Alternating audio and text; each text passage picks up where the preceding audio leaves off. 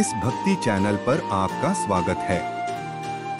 आज हम इस वीडियो के माध्यम से भगवत गीता अध्याय 4 दिव्य ज्ञान के श्लोक 11, 12, 13, 14 और श्लोक 15 के बारे में जानेंगे। श्लोक 11। ये यथा मा प्रपद्यन्ते तांस्तथैव भजाम्यहम् मम वर्तमानुवर्तन्ते मनुष्याः पार्थ सर्वशः।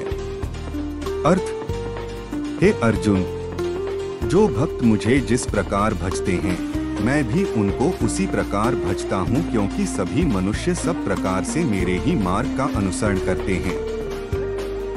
व्याख्या: इस श्लोक में भगवान श्री कृष्ण यह स्पष्ट कर रहे हैं कि वे प्रत्येक व्यक्ति को उसी प्रकार से उत्तर देते हैं जैसे वे उसे पुकारते हैं। यानी जो कोई भी उनके पास अपनी भक्ति, श्रद्धा या अन्य किसी भावना से आता है, भगवान उसकी उसी भावना के अनुसार उसकी मदद करते हैं और उसका मार्गदर्शन करते हैं। इस श्लोक के माध्यम से भगवान यह भी बताना चाहते हैं कि वे सबके मार्ग में सहायक हैं और सभी को उनके मार्ग पर चलने की प्रेरणा देते हैं। हे पार्थ अर्जुन, जो व्यक्ति जिस प्रकार से मुझे स्वीकार करता है और मुझसे जुड़ता है, मैं भी उसे उसी प्रकार से स्वीकार करता हूँ और उसी प्रकार से उसकी सहायता करता हूँ।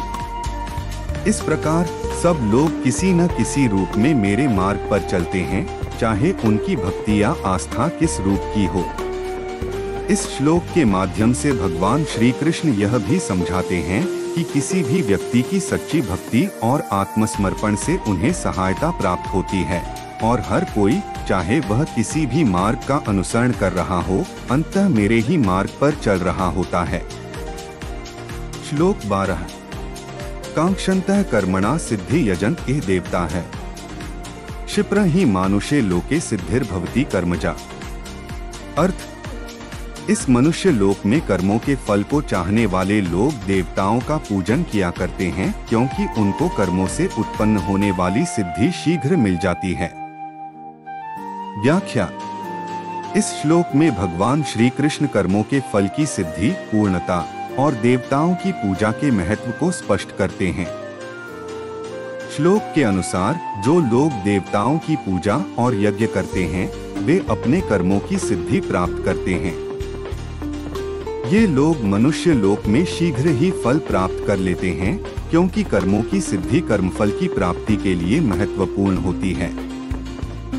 यह श्लोक यह भी समझाता है कि देवताओं की पूजा करने से, विशेषकर यज्ञ करने से, मनुष्यों को शीघ्र ही अपने प्रयासों का फल मिलता है।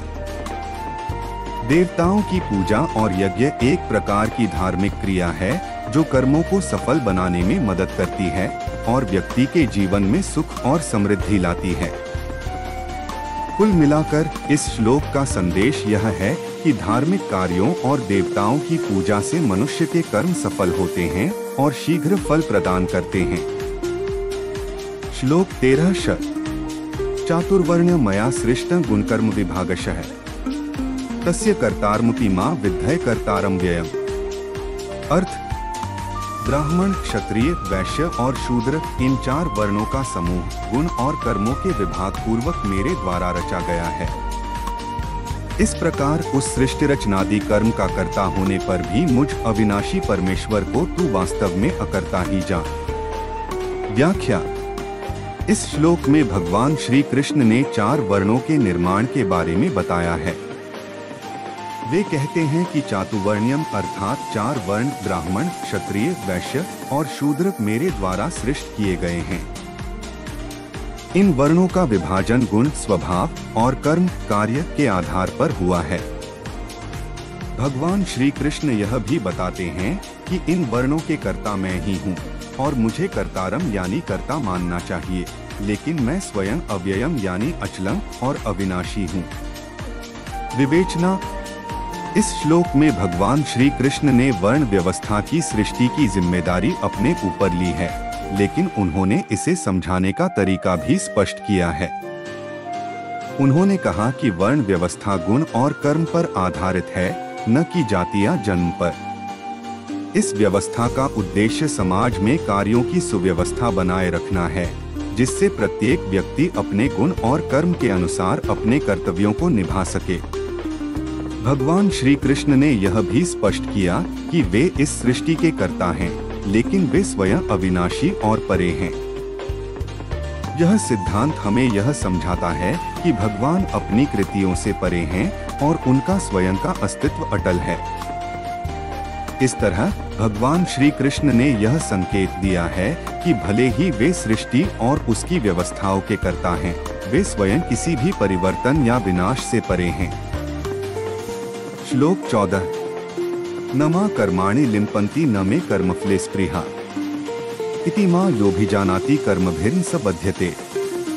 अर्थ, कर्मों के फल में मेरी स्पृहा नहीं है, इसलिए मुझे कर्म लिप्त नहीं करते। इस प्रकार जो मुझे तत्व से जान लेता है वह भी कर्मों से नहीं बंधता। व्याख्या। इस श्लोक में भगवान श्री कृष्ण अपने दिव्य ज्ञान के माध्यम से कर्म और फल के बारे में गहन शिक्षाएं प्रदान कर रहे हैं। न मा कर्माणि लिम्पन्ति, इस वाक्य का तात्पर्य है कि भगवान स्वयं कर्मों द्वारा प्रभावित नहीं होते हैं। भगवान श्री कृष्ण का कहना है कि वे कर्मों के बंधनों से मुक्त हैं। वे अपनी दिव्य स्थिति में रहते हुए कर्मों की गतिविधियों से अप्रभावित रहते हैं। न मे कर्मफले स्पृहा, इसका अर्थ है कि भगवान को कर्मों के फल की कोई लालसा या इच्छा नहीं है। वे कर्मों के परिणामों से भी विमुक्त हैं और उन्हें उन पर कोई मोह नहीं है। इति मा योऽभिजानाति, जो व्यक्ति इस दिव्य ज्ञान को समझता है और इसे जानता है, वह यह जानता है कि भगवान का कर्मों और उनके फलों से कोई सीधा संबंध नहीं है। कर्मभिर्न स बध्यते, जो व्यक्ति इस सच्चाई को समझता है और भगवान के कर्मों की स्वाभाविकता को पहचानता है, वह कर्मों के बंधनों से मुक्त हो जाता है। अतः इस श्लोक के माध्यम से भगवान श्री कृष्ण यह सिखाते हैं कि कर्म और उनके फलों का मोह केवल सांसारिक जीवों के लिए होता है, जबकि वे स्वयं कर्मों के प्रभावों से परे हैं। जो इस दिव्य ज्ञान को समझकर जीवन जीते हैं, वे कर्मों के बंधनों से मुक्त हो जाते हैं और मोक्ष की ओर अग्रसर होते हैं। श्लोक 15। एवं ज्ञात्वा कृतं कर्म पूर्वैरपि मुमुक्षुभ्यः कुरु कर्मैव तस्मात्त्वं पूर्वैः पूर्वतरं कृतम्। अर्थ, पूर्व काल में मुमुक्षुओं ने भी इस प्रकार जानकर ही कर्म किए हैं, इसलिए तू भी पूर्वजों द्वारा सदा से किए जाने वाले कर्मों को ही कर। व्याख्या। इस श्लोक में भगवान श्री कृष्ण अर्जुन को यह ज्ञान दे रहे हैं कि पिछले समय में मुमुक्षु अर्थात मोक्ष की इच्छा रखने वाले साधकों ने जो कर्म किए, वे भी इसी प्रकार के कर्म थे। जो कर्म वर्तमान में किए जा रहे हैं, वे भी पहले के कर्मों के समान ही हैं। इसलिए तुझे भी इसी प्रकार के कर्म करते रहना चाहिए जो पूर्वजों ने किए थे। इस श्लोक का तात्पर्य है कि कर्म की प्रक्रिया और तत्व स्थिर और अपरिवर्तित रहते हैं। जैसे पहले के योगियों और साधकों ने कर्म किया, उसी प्रकार तुझे भी करना चाहिए। कर्म करते समय उसकी विधि और धर्म का पालन महत्वपूर्ण है, न कि उसकी सफलता या असफलता। भगवान श्री कृष्ण यहाँ पर अर्जुन को यह समझा रहे हैं कि कर्म करते समय हमें पूर्वजों की परंपराओं और विधियों का पालन करना चाहिए। इससे कर्म का फल भी सकारात्मक होता है और मनुष्य की योग्यता और साधना भी पुष्ट होती है। यह श्लोक कर्म के महत्व और उसके निष्पक्ष पालन की ओर संकेत करता है।